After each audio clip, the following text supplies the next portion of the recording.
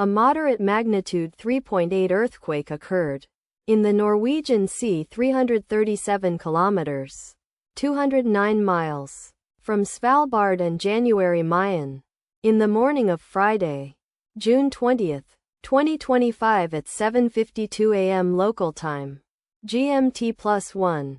The quake had a very shallow depth of 4.9 kilometers, 3 miles, and was not felt, or at least not reported so. First to report, EMSC after 7 minutes.